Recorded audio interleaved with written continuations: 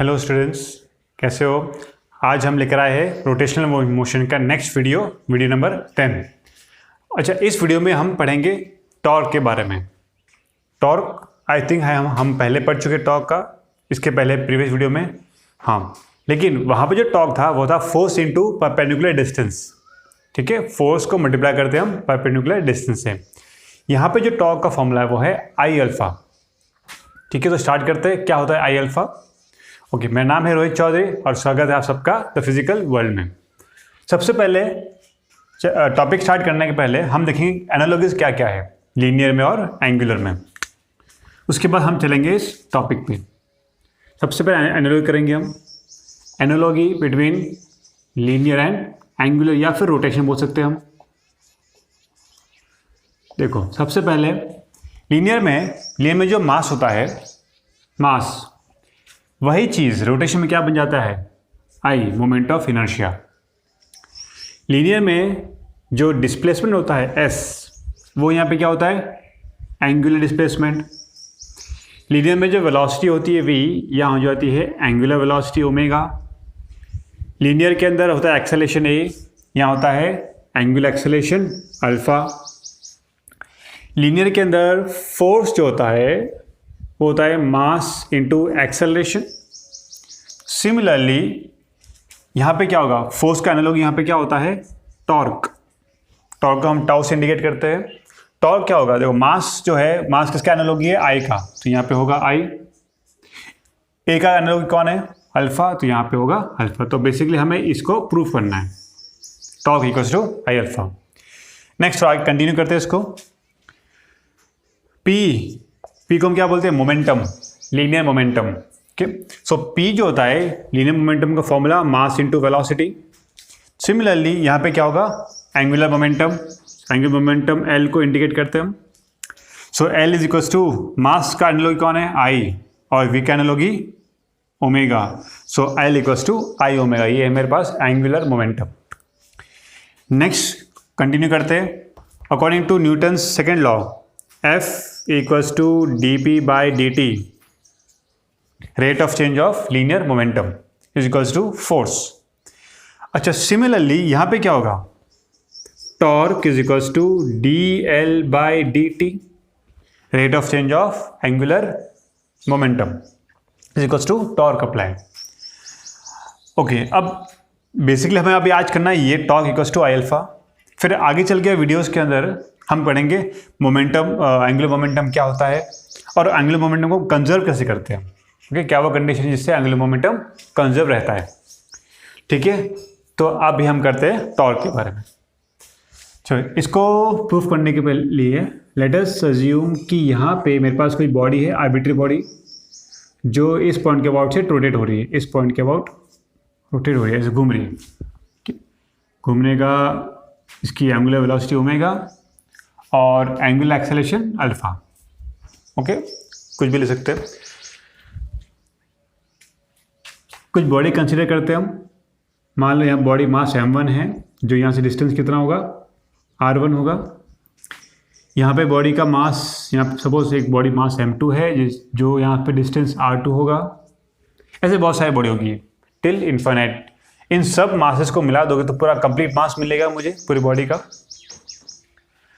अच्छा, इस बॉडी का जो एक्सेलरेशन होगा, लीनियर एक्सेलरेशन, वो ऊपर की तरफ होगा ऐसे टेंजेंशियल। ये एक्सेलरेशन होगा a1। इसका एक्सेलरेशन इस तरफ होगा, ये होगा a2, लीनियर एक्सेलरेशन। तो ऐसे बहुत सारे बॉडी का अलग अलग लीनियर एक्सेलरेशन होगा अप टू an। अच्छा, अब देखो, अगर इसके पास मास है, एक्सेलरेशन है, तो क्या इस बॉडी के ऊपर फोर्स लग रहा है? Linear force, mass into acceleration. Force क्या होगा? F equals to mass into acceleration. तो फर्स्ट मास है और फर्स्ट एक्सेलरेशन, तो फोर्स भी फर्स्ट होगा। सिमिलरली सेकेंड बॉडी के ऊपर फोर्स कितना होगा? F2 equals to m2a2। उसी तरह से कब तक चलेगा ये? Fn तक। Fn equals to mn an। Okay, now अब बताओ पहले बॉडी पे टॉर्क कितना लगेगा? टॉर्क पहले बॉडी पे, तो torque on first body, torque on first body of mass m1। Torque का फॉर्मूला, टॉर्क होता है τ1 फोर्स इंटू परपेंडिकुलर डिस्टेंस। इस बॉडी पे फोर्स लग रहा है m1 इंटू परपेंडिकुलर डिस्टेंस, ये जो फोर्स है और ये डिस्टेंस है परपेंडिकुलर दोनों, तो डिस्टेंस क्या होगा r1, तो ये हो गया F1 R1। इसको आगे सॉल्व करते हैं, R1 को एज इट इज रखो, F1 की वैल्यू यहाँ से रिप्लेस करते हैं M1 A1। Is it clear? Next आगे और कंटिन्यू करते हैं इसको। ना अल्फा और ए में रिलेशन हमने पहले कर रखा था, क्या रिलेशन है? A equals to R alpha, ये रिलेशन मेरे पास लीनियर में और एंगुलर एक्सेलेरेशन में रिलेशन है। अच्छा, A1 को यहाँ से मैं A को रिप्लेस कर सकता हूँ R इंटू अल्फा से, तो यहाँ पे हो जाएगा R1 एज इट इज़ है, M1 एज इट इज़ है, A क्या होगा? A1 will become R1 alpha, क्योंकि अल्फा सबके लिए सेम होगा। जितना एंगल ये बॉडी कवर कर रही है उतना ही एंगल ये भी कवर कर रही है, तो हर बॉडी का जो अल्फा होगा वो सेम होगा, इसलिए मैंने यहाँ पे सिर्फ अल्फा लिखा हुआ है। ना R1 क्या हो गया?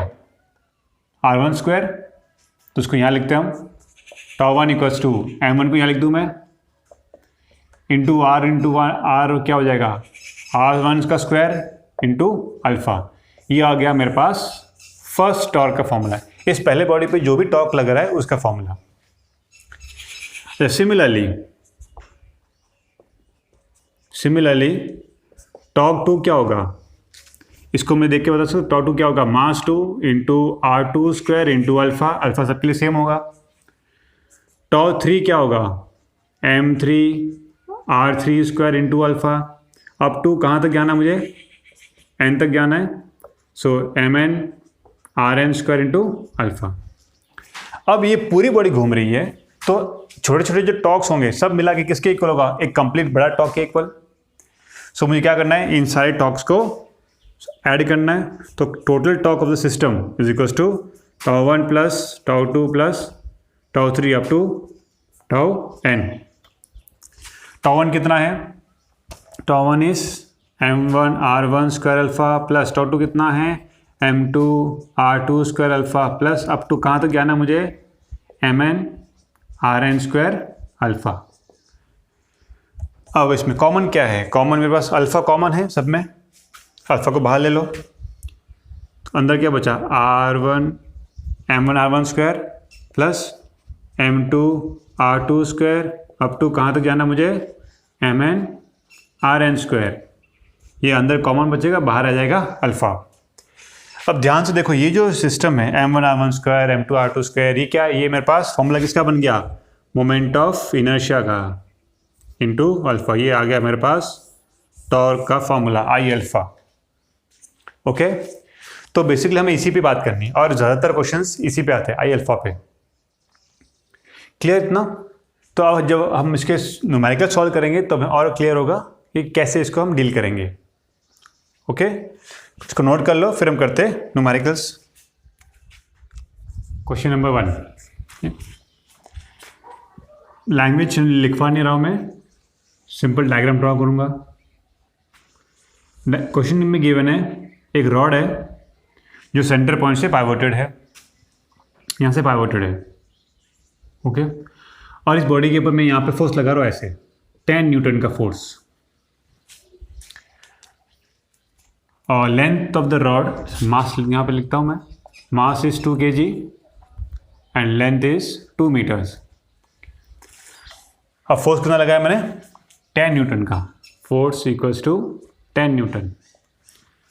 मुझे फाइंड करना है कि 10 न्यूटन का फोर्स अप्लाई करने से अच्छा क्या ये बॉडी घूमेगी इस पॉइंट के अबाउट? ऐसे घूमेगा क्योंकि यहाँ से पाइवोटेड है। तो मुझे फाइंड करना है इस बॉडी का अल्फा कितना होगा। क्वेश्चन क्लियर है? स्टार्ट करते हैं। ये बॉडी जैसे मैंने फोर्स अप्लाई किया, ये बॉडी घूमना शुरू हो गई, ऐसे घूमेगा। जब घूमना शुरू करेगा तो इस पॉइंट के बाद वो टाइवोट इस पॉइंट के बाद घूम रहा है, तो यहाँ से लेके यहाँ तक का डिस्टेंस कितना है? टोटल लेंथ कितना था? 2 मीटर्स। तो ये हो गया 1 मीटर, ये हो गया 1 मीटर। तो इस बॉडी की पे टॉर्क कितना लग रहा है, टॉर्क क्या होगा, force into perpendicular distance. So torque equals to force multiply by perpendicular distance. ये हम मेरे पास टॉर्क का फॉर्मूला था। कितना फोर्स है 10 इंटू कितना डिस्टेंस है परपेंडिकुलर 1 मीटर, तो ये आंसर आया 10 न्यूटन मीटर। नेक्स्ट टॉर्क का एक और फॉर्मूला अभी हमने किया, क्या हमने किया, टॉर्क का formula torque equals to I alpha. ना टॉर्क की वैल्यू कितनी है 10 I. Now moment of inertia for rod at the centre कितना होता है, moment of inertia for centre कितना होता है m²/12। याद है ना, अगर आपको याद नहीं है तो प्रीवियस वीडियो में देखो, moment of inertia for different bodies मिल जाएगा आपको। सो इसका फॉर्मूला क्या होगा, आई का फॉर्मूला क्या है m²/12 इंटू अल्फा। मास आपको पता है, लेंथ पता है, अल्फा फाइंड कर लोगे, करो फाइंड करो अल्फा फटाफट। अल्फा के लिए क्या होगा, ये 10 इंटू 12 अपॉन मास नीचे आ जाएगा 2 इंटू L² इज 4। ये 4 से वो 3 कैंसिल हो गया, ये 5 3 ये आ गया 15 रेडियन पर सेकेंड स्क्वायर। ये आ गया मेरे पास अल्फा। क्लियर है कैसे सॉल्व करते हैं इस। नेक्स्ट क्वेश्चन, अगेन फिर से हम रॉड लेते हैं।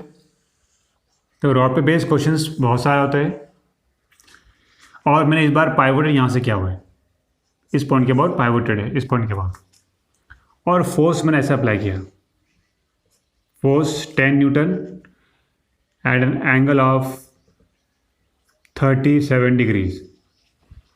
ओके, सो यहाँ पे लिखता हूँ मैं इंफॉर्मेशन, मास कितना 2 kg as it is, length 2 metres, force apply है 10 न्यूटन, और किस एंगल पे 37 डिग्री पे। फिर से वही चीज़, फाइंड अल्फा।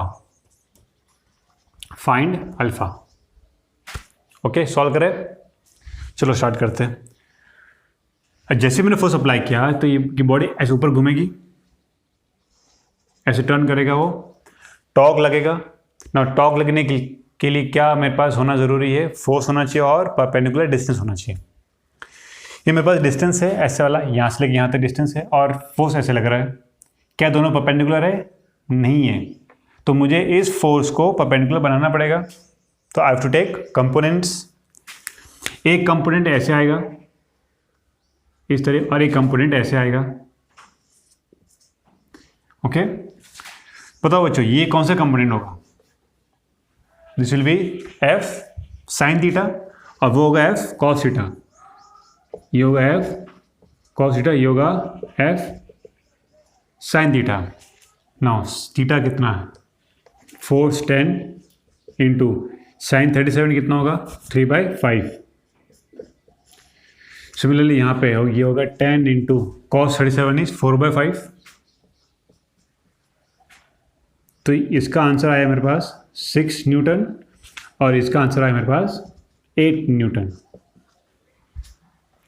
ना बताओ बच्चों, इन दोनों फोर्स में से कौन सा फोर्स जो है वो टॉर्क के लिए रिस्पॉन्सिबल है? ये वाला, क्योंकि यहाँ पे क्या लग रहा है, ये फोर्स ऐसे लग रहा है, डायरेक्टली परपेंडिकुलर ऐसे लग रहा है, तो इसको घुमा देगा। बट ये जो फोर्स है ये इसको घुमाएगा नहीं, क्योंकि ये उसी सेंटर पे लग रहा है। तो that is not responsible for torque. तो ये वाला फोर्स हम लेंगे 6 न्यूटन फोर्स, और डिस्टेंस कितना यहाँ से यहाँ तक, परपेंडिकुलर डिस्टेंस कितना 2 मीटर्स, पूरा का पूरा 2 लेना पड़ेगा। So torque equals to force into perpendicular distance, और टॉर्क होता है आई अल्फा। ना फोर्स कितना है मेरे पास 6 newton into perpendicular distance is 2। आई हम यहाँ से घुमाए रॉड को एक एंड के अबाउट, तो एक एंड के about rod inertia, moment of inertia for rod is m²/3। मास कितना गिवन है 2, लेंथ 2, तो स्क्वायर 4 डिवाइड बाय 3, ये आया 8/3। तो यहाँ रिप्लेस करते हैं हम 8/3 इंटू अल्फा। ना सॉल्व करो, अल्फा इक्वल्स टू ये ऊपर चला जाएगा 12 6 36/8। 4 से कट करो उसको, सो 9/2 रेडियन पर सेकेंड स्क्वायर, ये मेरे पास आ गया अल्फा। क्लियर बच्चों? Now next question, question number 3। इस बार हम थोड़ा सा चेंज करेंगे। पहले क्वेश्चन में हमने लिया था जहाँ से घूम रहा है वो सेंटर है रॉड। नेक्स्ट क्वेश्चन हमने लिया था एक एंड। अब हमें क्या करना है, ना तो सेंटर है और ना ही एक एंड है। We will take another point, फिर हम देखते हैं कि इसको क्वेश्चन को सॉल्व कैसे करते हैं। तो यहाँ फोर्स लग रहा है 10 न्यूटन का, कि हमने एंगल नहीं लिया क्योंकि थोड़ा सा कॉम्प्लेक्स हो जाएगा। सिंपल लेते हैं, फोर्स लग रहा है 10 न्यूटन। इस बार ये जो रॉड घूम रहा है या फिक्स्ड है, वो यहाँ पे फिक्स्ड है इस पॉइंट पे, L/4 डिस्टेंस पे यहाँ से। तो ये डिस्टेंस कितना बच गया मेरे पास, 3L/4। इंफॉर्मेशन सेम वही है, मास सेम, सब कुछ same. Mass 2 kg, length 2 meters, find alpha. So torque equals to force into perpendicular distance F into R. और टॉर्क क्या होता है, आई अल्फा होता है। फोर्स कितना लग रहा है, 10 न्यूटन इंटू परपेंडिकुलर डिस्टेंस कहाँ से लेते हैं हम, पॉइंट ऑफ रोटेशन से। सो पॉइंट ऑफ रोटेशन इधर है, तो यहाँ से लेके यहाँ तक डिस्टेंस कितना ही है, 3L/4। ये है, इसको पहले सॉल्व करते, वेरिएबल पाइस 3L/4 equals to I. Now I किस पॉइंट के अबाउट लेना है, इस पॉइंट के अबाउट, बिकॉज यहाँ से घूम रहे हो। क्या इस पॉइंट का आपको डायरेक्ट पता है फॉर्मूला? नहीं पता है। इस पॉइंट का पता है, इस पॉइंट का पता है, बट इस पॉइंट का पता नहीं है। तो कैसे कर, पहले इसको फाइंड करो। सो पहले मैं फाइंड करूंगा moment of inertia about that point. ये कौन सा पॉइंट था, सेंटर ऑफ मास वाला, ये वाला पॉइंट सेंटर ऑफ मास। तो इसके अबाउट जो मोमेंट ऑफ इनर्शिया है वो है ICM। नेक्स्ट पॉइंट, ये जो पॉइंट है जिसका मुझे फाइंड करना है, ये इधर पॉइंट है, इधर है वो, इसको लेते हैं हम I0। ये डिस्टेंस कितना है, L/4, ये डिस्टेंस L/4 है। ये डिस्टेंस कितना है, L/2 है, हाफ डिस्टेंस हो गया। So how much is this, again L/4। तो यहाँ पे मैं कौन सा थ्योरम यूज़ करूँगा, पैरेलल एक्सिस थ्योरम, क्योंकि दोनों एक्सिस पैरेलल है। फाइंड करना है, और ये है मेरे पास non ICM। So I0 is equals to ICM plus M into D square. ये मेरे पास फॉर्मूला था। What is ICM about that rod, कितना होता है ICM, ML²/12 सेंटर के about, sorry, plus mass into distance का स्क्वायर। डिस्टेंस मीन्स इन दोनों का डिस्टेंस कितना, L/4। तो ये हो गया L/4 द होल स्क्वायर, ये हुआ ML²/12 प्लस ML²/16। अब ये आ गया मेरे पास मोमेंट ऑफ इनर्शिया। तो इसको मैं यहाँ रखूँगा, ये हो जाएगा ML²/12 plus ML²/16 into alpha. ना सब कुछ वैल्यूज पता है, M पता है, L पता है, F पता है। Can you find alpha? चलो फाइंड करो अल्फा। 90/7, 10, 9, 3 और 3 9 हो गया। और कुछ बच गया क्या? नहीं, रेडियन पर सेकेंड स्क्वायर। समझ में आ गया? चाहे इस तरीके से, ज़रूर नहीं कि हमको आई हमेशा पता हो, तो आई आपको फाइंड करना पड़ेगा। इसीलिए हमने यूज़ किया था parallel axis theorem and perpendicular axis theorems. Next question, question number 4। इस बार भी हम लेंगे रॉड, बट इस बार हम फोर्स अप्लाई नहीं करेंगे, कि हम फोर्स अप्लाई नहीं करेंगे। यहाँ से पाइवोटेड है, इस पॉइंट के अबाउट पाइवोटेड है। और हमने क्या किया, इस रॉड को पाइवोटेड है, तो यहाँ से हमने इस रॉड को रिलीज किया, तो नीचे जाएगा वो। ठीक है, so we have release this. अच्छा, ये नीचे क्यों जाएगा, किस फोर्स की वजह से? इसका खुद का फोर्स। दैट मीन्स यहाँ पर जो फोर्स होगा इधर वाला फोर्स mg फोर्स, उससे वो नीचे जाएगा, क्योंकि देखो टॉर्क लग रहा है इस पर, फोर्स इंटू परपेंडिकुलर डिस्टेंस, ये वाला ये डिस्टेंस है, ये फोर्स है, घूमेगा ऐसे। अच्छा, मुझे फाइंड करना है alpha, find alpha when it makes 37 degree. जब वो 37 डिग्री फॉर्म घूम जाएगा तो मुझे फाइंड करना है कि उस समय अल्फा कितना होगा। दैट मीन्स ये रॉड को हमने रिलीज किया तो अभी धीरे धीरे नीचे आएगा और अपना एंगल बढ़ता जाएगा यहाँ से, तो जब वो 37 डिग्री बनाएगा यहाँ पे, तब उस समय अल्फा कितना होगा। तो हम ड्रॉ कर लेते हैं यहाँ पे एक रॉड, जो हमने एज्यूम किया कि वो 37 डिग्री रोटेट हो चुका है। Okay, this angle is 37 degrees, ठीक है। और ये फोर्स ऐसे लगेगा because it is always vertically downwards. हाँ, ये डिस्टेंस कितना होगा, दिस विल बी L/2, ये तो हमेशा L/2 ही रहेगा, हाफ डिस्टेंस। ओके, नाउ अब मेरे पास देखो फिर से ये जो डिस्टेंस है, ये डिस्टेंस और ये फोर्स क्या दोनों परपेंडिकुलर है? नहीं है, तो मुझे डिस्टेंस फोर्स को परपेंडिकुलर बनाना पड़ेगा। तो इसके दो कंपोनेंट्स ले लूँ, इस फोर्स के दो कंपोनेंट्स, एक कंपोनेंट ऐसे आएगा और एक कंपोनेंट ऐसे जाएगा। अब मुझे एंगल फॉर्म देखना कि एंगल कितना होगा। ये हॉरिजॉन्टल डिस्टेंस है, तो यहाँ पे भी मैं क्या कर रहा हूँ, एक हॉरिजॉन्टल डिस्टेंस बना रहा हूँ ऐसे, और ये लाइन स्ट्रेट है। तो बताओ ये जो एंगल होगा, क्या ये दोनों एंगल इक्वल होंगे? Corresponding angles, this will also be 37 degrees.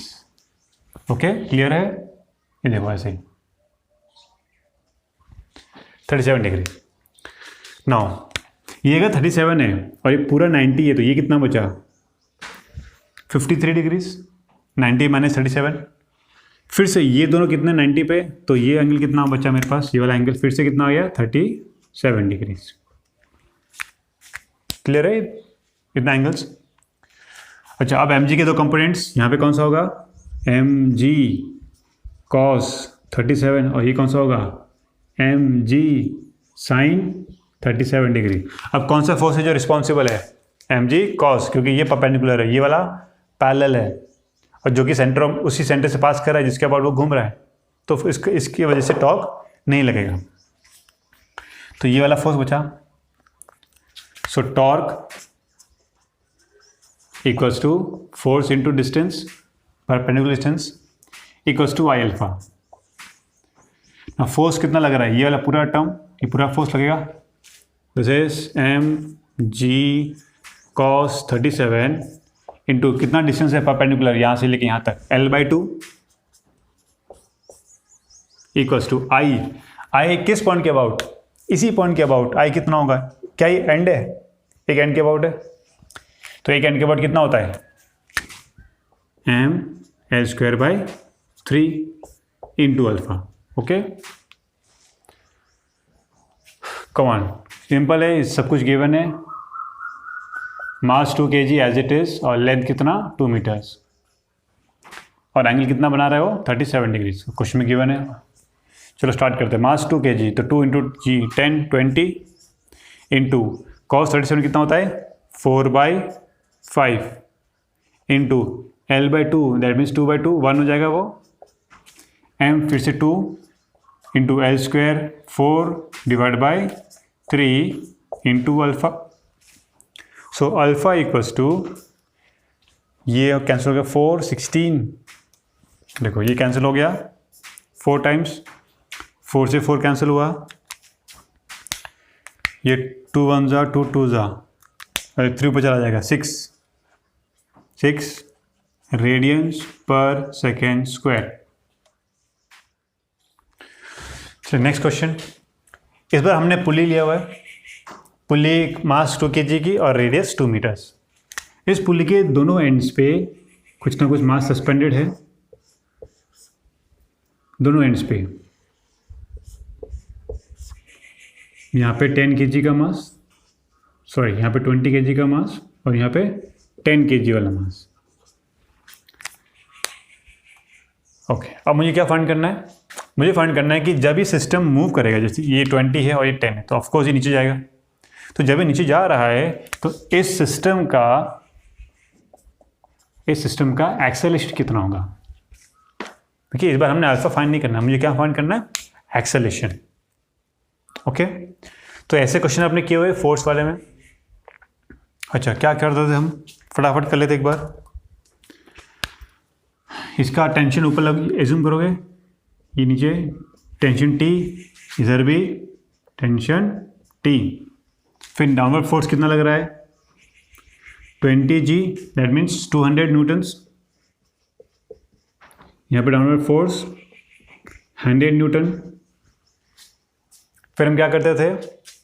Late us assume acceleration downwards, a acceleration downward, तो इसका एक्सेलरेशन भी अपवर्ड होगा, ए ऐसे चलेगा। तो इसकी इक्वेशन क्या होगी? फर्स्ट वाले की, for 20 kg equation will be for 20 kg 200 minus T is equals to m a, equation 1। फिर फॉर 10 kg, फॉर 10 kg ऊपर जा रहा है तो T minus 100 equals to 10A, second equation. फिर दोनों को ऐड करना है, ऐड करोगे तो क्या होगा? T से T कैंसिल हो जाएगा, तो ये बचेगा 200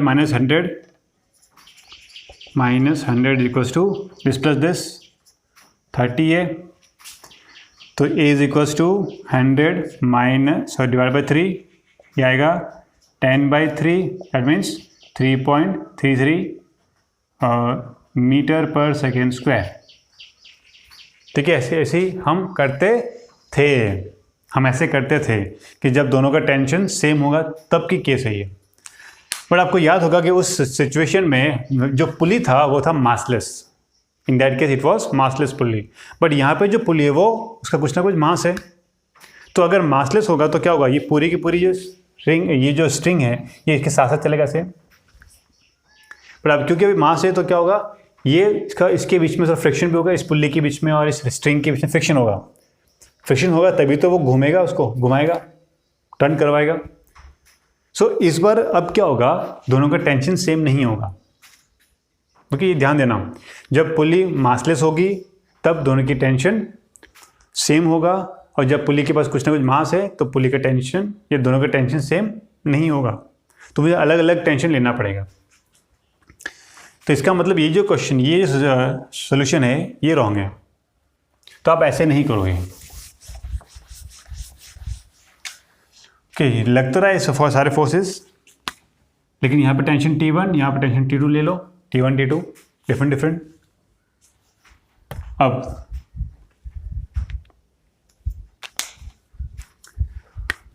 अब स्टार्ट करते फिर से equation. So for 10 kg,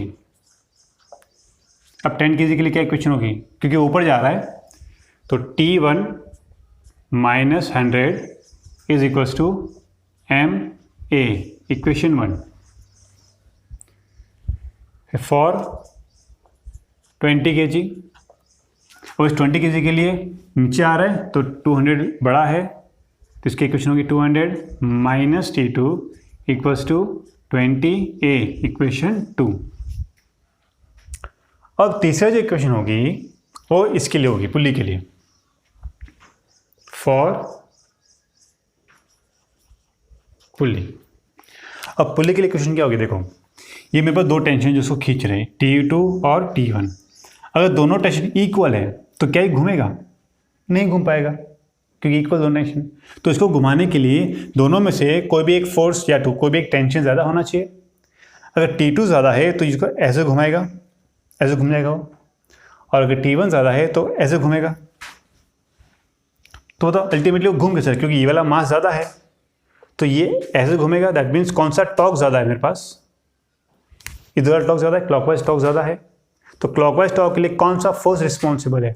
T2 tension, वही फोर्स रिस्पॉन्सिबल है ताकि उसको इस तरफ घुमाएगा। सो इधर वाला टॉर्क का फॉर्मूला क्या होगा, फोर्स इंटू परपेंडिकुलर डिस्टेंस। तो ये जो डिस्टेंस है ये इसका है ना परपेंडिकुलर डिस्टेंस, ये फोर्स लग रहा है यहाँ से T2 टेंशन। तो ये जो टॉर्क होगा ये कैसा होगा, क्लॉकवाइज टॉर्क, और ये जो टॉर्क होगा ये कैसा होगा, anti clockwise torque. But ultimately वो घूम कैसे रहा है, क्लॉकवाइज। दैट मीन्स ये वाला टॉर्क ज़्यादा है। सो दैट टॉर्क का फॉर्मूला क्या होता है, फोर्स इंटू डिस्टेंस। ये टॉर्क ज़्यादा है, माइनस करोगे इस टॉर्क से T1 into 2 is equals to net torque कितना होगा, आई अल्फा। समझ में आ रहा है torque. So this is my complete system का torque equals to I alpha. Now this is 2T2 minus 2T1 is equals to I. ये जो सिस्टम है ना ये पुल्ली है, तो पुल्ली डिस्क की तरह काम करती है। दिस इज योर डिस्क, क्योंकि पूरा भरा हुआ रिंग तो होता नहीं है वहाँ पे डिस्क। तो डिस्क का मोमेंट ऑफ इनर्शिया कितना होता है, m r² / 2 इंटू अल्फा ना। अल्फा जो है फॉर्मूला क्या होता है, a equals to r alpha. तो अल्फा क्या हुआ, a/r, that means a/r।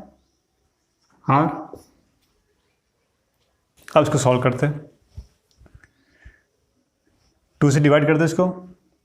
T2 minus T1 is equals to mass कितना गिवन है 2 kg, रेडियस कितना गिवन है 2 स्क्वायर 4 डिवाइड बाय 2।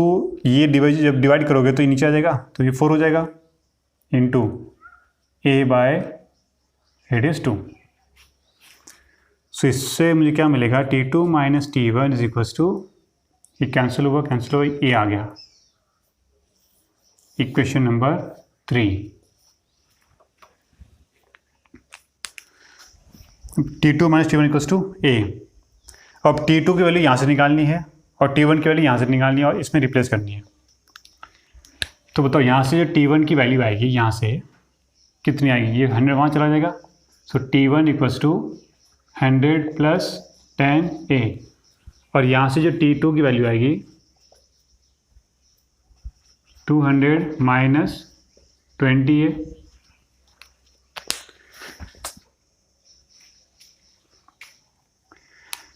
अब दोनों की वैल्यू यहाँ रिप्लेस करते हैं, T1 एंड T2 की value. T2 is 200 minus 20a, 200 minus 20a, फिर minus of T1 100 plus 10a equals to a। उसको सॉल्व करो, 200 माइनस 100 कितना होगा, 100 होगा, फिर माइनस 20a और minus 10a minus 30a equals to a, correct. Minus, हाँ करेक्ट, क्योंकि प्लस और माइनस माइनस हो जाएगा, तो माइनस 20 और माइनस 10 माइनस 30 और a। So 100 is equals to, ये उधर चला जाएगा तो 31 हो जाएगा, 31a। So a is equals to 100/31। Unit क्या होगा, मीटर पर सेकेंड स्क्वायर। तो थोड़ा चेंज हो गया a की वैल्यू। क्यों चेंज हुआ, क्योंकि यहाँ पे इस बार पुल्ली जो है उसका कुछ ना कुछ मास था। तो इस तरीके से आप क्वेश्चन को सॉल्व करोगे। अच्छा, अब इसमें स्टूडेंट्स पूछते हैं कि सर इसमें कोई शॉर्टकट है क्या। हाँ, शॉर्टकट है मेथड।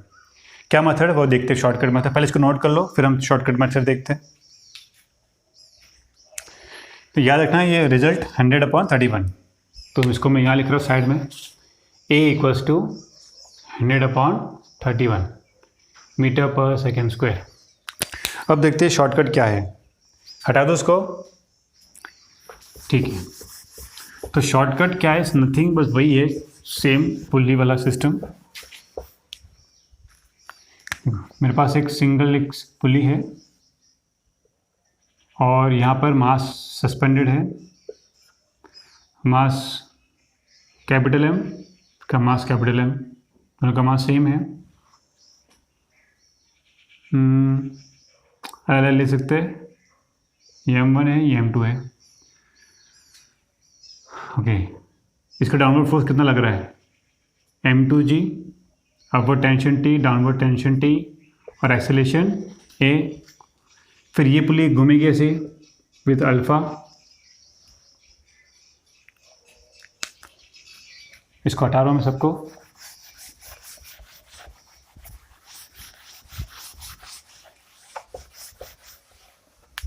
बताइए क्वेश्चन क्या होगी, इसके लिए क्वेश्चन क्या होगी, for mass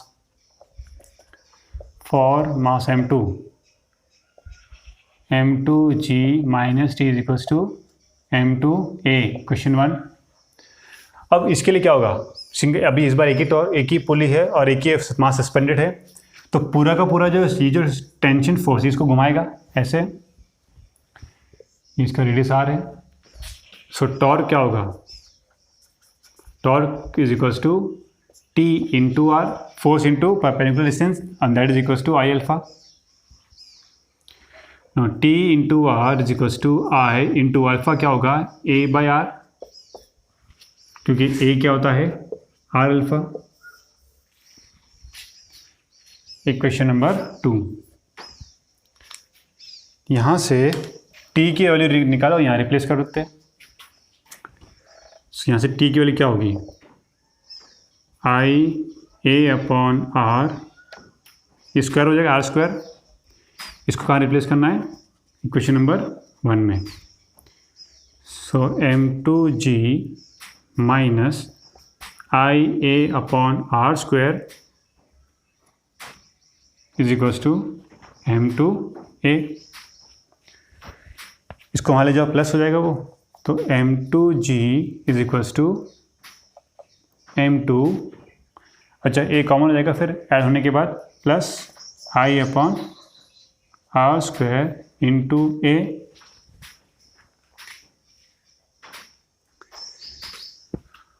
so therefore a is equals to this divide the पूरा term m2g upon m2 plus I upon R square, और ये मेरे पास वो शॉर्टकट मेथड है। इस शॉर्टकट मेथड में देखो m2g क्या है, m2g मेरे पास फोर्स है, net force which is acting on this system, जो उसको घुमाने के लिए रिस्पॉन्सिबल है। तो अगर मैं इसको लैंग्वेज फॉर्मेट में लिखूँ तो यहाँ पे होगा नेट फोर्स अपॉन m2 किसका मास है, इस बॉडी का, I अपॉन R स्क्वायर क्या होता है, I अपॉन R स्क्वायर होता है इस बॉडी का मास, क्योंकि मोमेंट ऑफ इनर्शिया का फॉर्मूला क्या होता है, m r स्क्वायर। तो यहाँ से अगर मैं m फाइंड करूँ, ये होगा I upon R square, that means m किसका है, इस बॉडी का। तो नीचे क्या है, m2 मास इस बॉडी का और I अपॉन R स्क्वायर इस बॉडी का, that means total mass of the system. तो मैं लिख सकता हूँ नेट मास ऑफ सिस्टम, ये इसका फॉर्मूला है। ओके, तो देखते हैं ये वाला जो है, मेरे पास क्या वैल्यूज थी, ये जो पुली था, पुली का मास कितना था, या डिस्क था, और इधर मास यहाँ पे था 20 kg, यहाँ पे था 10 kg, mass 2 kg, radius 2 metres. So A is equals to, तो नेट मास कितना होगा, दिस, क्योंकि ये ऐसे घूम रहा है, तो ये वाला फोर्स माइनस ये वाला फोर्स, ये फोर्स कितना हुआ 200, ये वाला force 100, 200 minus 100 is 100 upon net mass क्या होगा, दिस प्लस इसका I अपॉन R स्क्वायर, तो ये दोनों क्या होगा 30 हो जाएगा, प्लस I फॉर डिस्क कितना होता है, I फॉर डिस्क कितना होगा m R square by 2, mass 2 into radius 4 divide by 2, ये 4 हो गया, तो 4 अपॉन R स्क्वायर फिर से 4, ये हो गया 100 अपॉन 31, जो कि एज इट जो हमने पहले फाइंड किया था। ठीक है, शॉर्टकट मेथड। तो इसको याद कर लेना, इस मेथड को, ये इस फॉर्मूले को ये याद कर लेना। Acceleration equals to net force upon net mass of the system. Okay, question number 6 क्या पता नहीं कौन सा क्वेश्चन है। यहाँ पे पुली लगी हुई है, डिस्क, इसका मास 2 kg और रेडियस कितना है 1 मीटर। यहाँ पे ऑब्जेक्ट है जो हैंग किया गया है और यहाँ पर ऑब्जेक्ट है जो इस बॉडी के ऊपर रखा हुआ है। इसका मास 20 kg, इसका मास भी 20 kg। मुझे फाइंड करना है एक्सेलरेशन ऑफ द सिस्टम। क्या फाइंड करना है? फाइंड ए। चलो ट्राई करो इस क्वेश्चन को। चलो हो गया, देखो फटाफट ट्राई करते हैं। फॉर्मूला क्या था मेरे पास? Net force upon net mass, a equals to net force upon net mass. और नेट फोर्स इस सिस्टम में ये जो फोर्स है यहाँ पे लग रहा है नीचे 200 न्यूटन्स, यहाँ पे फोर्स नीचे लग रहा है जो कि इसके लिए इसको ये वाला ऐसे मूव करेगा, ठीक है। तो यहाँ पे नेट फोर्स जो होगा वो 200 नहीं होगा, क्योंकि इसका यहाँ पे जो फोर्स है ये टेंशन जो होगा ये उसको घुमाने की कोशिश करेगा बाहर उस तरफ। तो इस बार नेट फोर्स कौन सा होगा? सिर्फ 200 न्यूटन। 200 डिवाइड बाय, अब नेट मास, अब सारे मास को ऐड कर दो। ये वाला मास प्लस ये मास कितना हो गया? 40 प्लस, अब इसका मास क्या था? I upon R square, I upon R square. अब आई फॉर डिस्क कितना होता है? M R square by 2 divide by R square. R square cancel हो गया। एम कितना है? 2 डिवाइड बाई 2, आंसर इज 1। तो यहाँ पे कितना होगा? 1। तो ये आंसर है मेरे पास 200 divide by 41 metre per second square. कि डायरेक्ट आ गया आंसर। तो इसी तरह से आप सॉल्व करते हैं torque equals to I alpha के क्वेश्चंस। होप आपको लेक्चर अच्छा लगा होगा। पढ़ते रहिए, खुश रहिए, ऑल द बेस्ट।